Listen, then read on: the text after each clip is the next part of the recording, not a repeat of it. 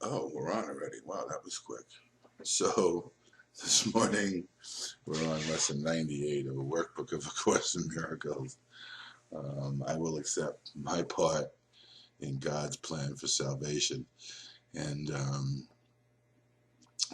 one of the things that you come to understand, or at least I've come to understand, and I'm sure you'll begin to get it too because it's your mind as well as mine. It's the mind that we share, is that the decisions that you make organize the experiences that are brought to you based on the integrity of the mind and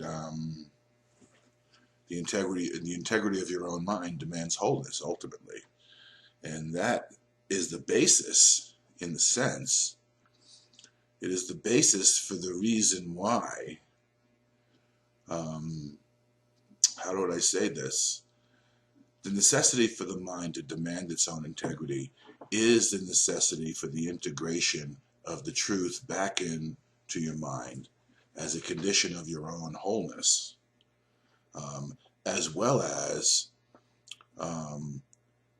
containing the necessity for that which is not whole and is not integral to your mind being whole to come up so that it can be released.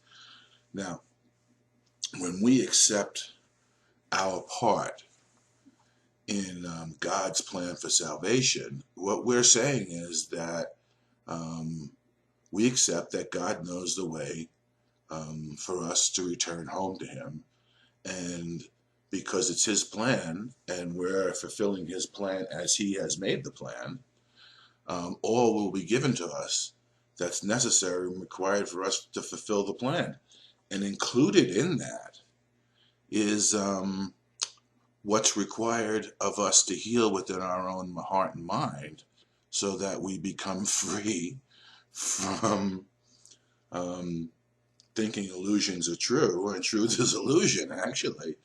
And this lesson, to me, is one of the keys to be able to become a happy learner and learn based on trust rather than toil and struggle the way we've been attempting to learn and live in the world of space and time. How happy to be certain. All our doubts we lay aside today and take our stand with certainty of purpose. And with thanks, that doubt is gone and surety has come. There is within the Course, Jesus' understanding that He gives us that the only joy that we ever experience is in doing God's will. When we do God's will, in a sense, the ability to do God's will and the actual doing of God's will eliminates, how should I say this, doing or thinking anything that continues to cause us guilt and fear, because there is no fear and guilt in God's will. For a second, it seems to go against, let's call it the will or the path the world or the ego would have for us, which is why, in a sense, we need this mind training, because as we train our mind to consistently think along the lines, along the terms of the thought system that we're being offered in the Course in Miracles, the less and less of an obstacle it becomes, and the more easily integrated is the forgiveness that we need, because our mind, albeit still within the realm of illusion and ego, our mind has been trained sufficiently to not have the thoughts be in the way of the fulfillment of our function, as well as having experiences that give us the motivation to continue to fulfill our plan, our part in God's plan for salvation, because in a sense, the rewards that we receive are so different from that which we think we're going to get in the world to make us happy. And an indication of that comes on the second page of the lesson, if I could find it. Here, this is here. Is it not worthy? Is it not worth 5 minutes of your time each hour to be able to accept the happiness that God has given you? Is it not worth 5 minutes hourly to recognize your special function here? And notice he does use the word special, and he's not using it in the pejorative way that many of us take the word special and try to avoid it. We've asked for specialness, make no doubt about it. And we all, in a sense, are a specialized way of expressing the will of God and sharing his joy. So what the Course is offering, what Jesus is offering us the ability to do, what God is offering us the ability to do, and I think it's a necessary part of the learning process, is to be able to utilize exactly what we are here in space and time, or have exactly what we seem to be here in space and time, no longer be in the way of both the recognition of who we are and the ability to live out of the certainty of who we are based on the laws of the kingdom. And the reason for that is, ultimately, we have to see that it was never anything outside of us that caused us to go astray. It was merely errors in our own thinking, which gave us the illusion of having gone astray and left the kingdom. So many of the things when we start out with this course, or, as a matter of fact, the 12-step program. The 12-step program is a good example of this.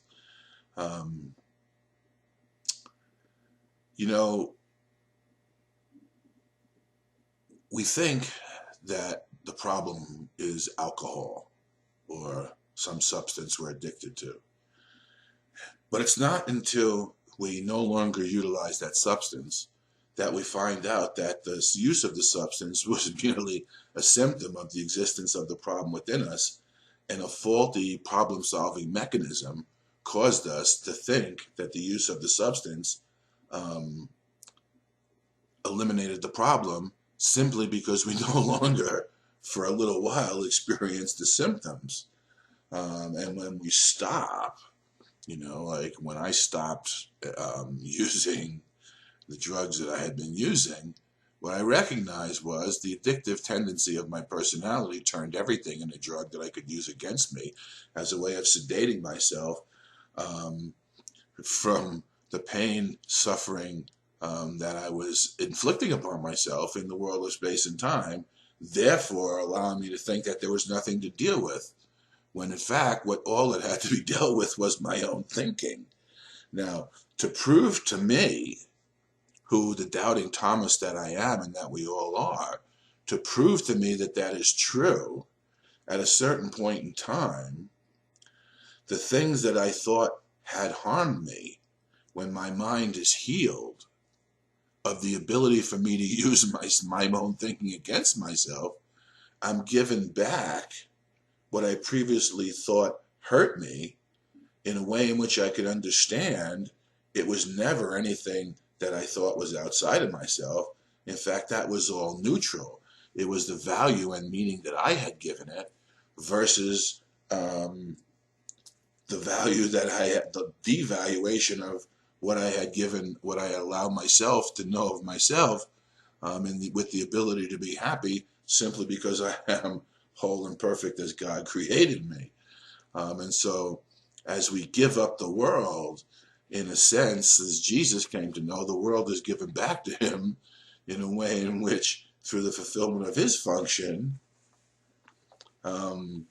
something new occurs, and we can begin to participate in the salvation of the world rather than continue to participate in the world of sickness, pain, suffering, and death as if it's a prison house.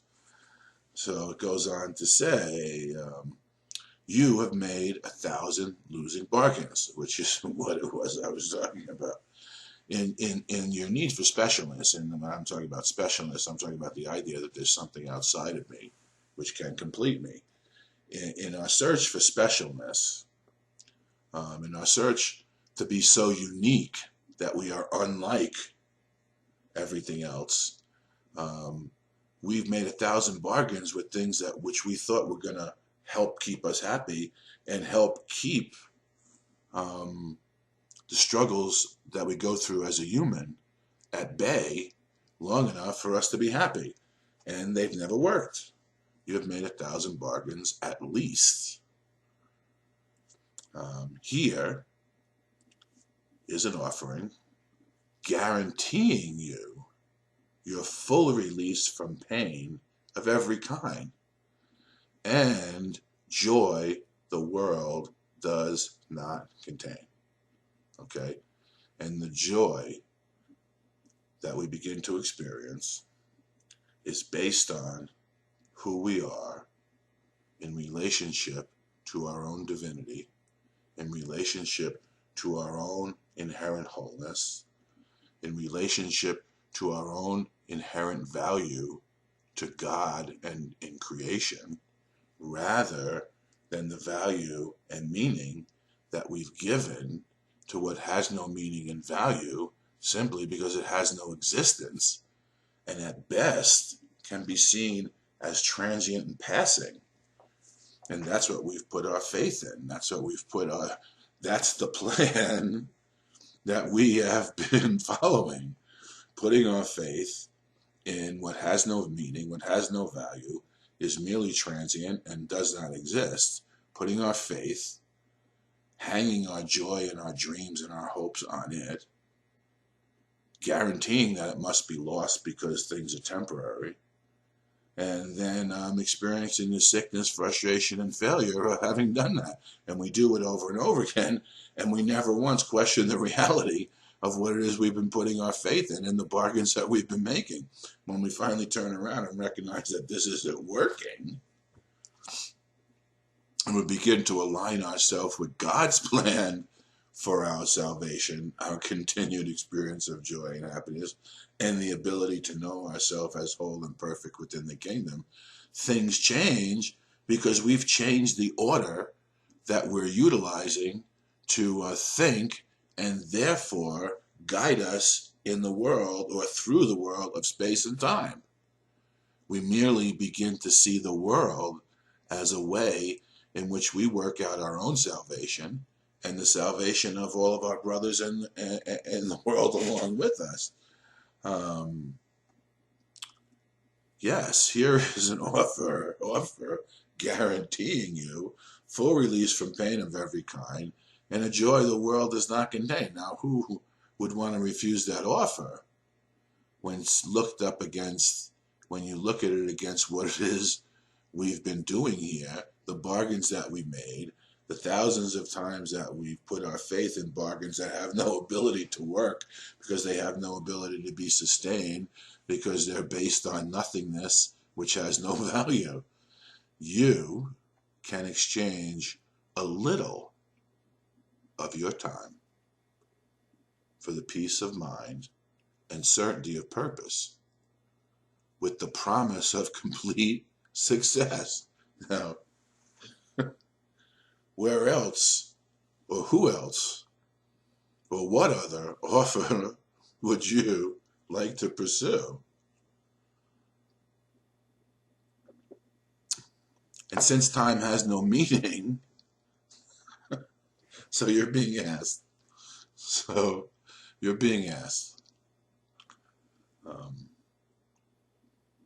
to remember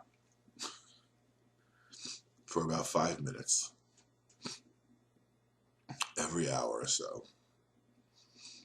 You're being asked to remember that only God's plan for salvation can work and that you want to fulfill your part in that plan. You don't have to decide on how that happens. You don't have to come up with an understanding of the plan. You just have to make the decision and allow the constancy, consistency, and integrity of your own mind to begin to work with the truth of who you are as God created you to begin to present to you a path wherein which certainty of success is guaranteed, because the Christ, which is the fulfillment of you, goes before you and leads the way, leaving no stone unturned, leaving no residual in the path for you to trip up on along the way. And since time has no meaning, you are being asked for nothing in return for everything. The 5 minutes that you think that you're being asked of in the condition of space and time being illusion is merely nothing, and you're being offered everything in return for the nothing that you're willing to give up. As a matter of fact, and since time has no meaning, you're being asked for nothing in return for everything. Here is a bargain that you cannot lose, and what you gain is limitless indeed, for what you gain is the experience and certainty of your own eternal, perfect, whole, infinite nature as God created you. So each hour, give him your tiny gift of but 5 minutes. He will give you the words you use in practicing today's idea. He will give the words you use in practicing today's idea the deep conviction and certainty you lack, because as you make this commitment, you are joining with what is already true, what is already whole, and what is already perfect, and what has already been accomplished, because you've already been saved. You've already been saved because the nightmare or illusion of space and time has no reality whatsoever. And you're not going to conflict with it. You're not going to contradict it. You're not going to fight with it. You're merely going to begin to recognize the unreality of it and the inability of it for it to having caused you the consternation that you think it's been causing you, and the sickness, pain, and suffering and death that you thought was a necessary part of it in order to be here whatsoever. His words will join with yours and make each repetition of today's idea total dedication, made in faith, as perfect and as sure as he is his in you. This, to me, is the key to becoming a happy learner. We don't have to do this based on the toil and sweat of our own brow. We can do this in recognition that God has a plan for us for the salvation of the world, and we have a part to play in the plan. And obviously, if the plan is for salvation, then it must include the forgiveness that we require for ourselves in order to see ourselves as whole and perfect and not outside the kingdom of heaven. So what more can you ask for? It's a well laid out plan, as opposed to the chaos of the ego and what it engenders, of course, because God's plan for salvation is opposite in every way to the plan that the ego keeps on offering you for the way in which you're going to save face here and maintain, a nice looking image up until the image becomes a corpse, and you're once again found with the necessity to repeat lessons or the trials that you failed to learn. And the failing to learn the lessons are merely the thoughts that something outside of you is whole true, and that you're not whole and perfect and within the kingdom already. The illusion has no ability to prevent you because it isn't anything. It's the faith and the meaning we give the illusion, which we are now extracting from the illusion and placing in what's whole and perfect and true and faithful already, which is the eternal nature of an ever-loving God and his desire to share that eternal nature from his infinite love with you and I as his only living son, right here, right now. You don't have to die to go to heaven. You just have to begin to recognize that heaven is within you. The kingdom is within you, and you never left. And God's plan for salvation is the journey without distance to the place that you never left. And we could do this in joy because everything will be given to us that's required for us to fulfill this function.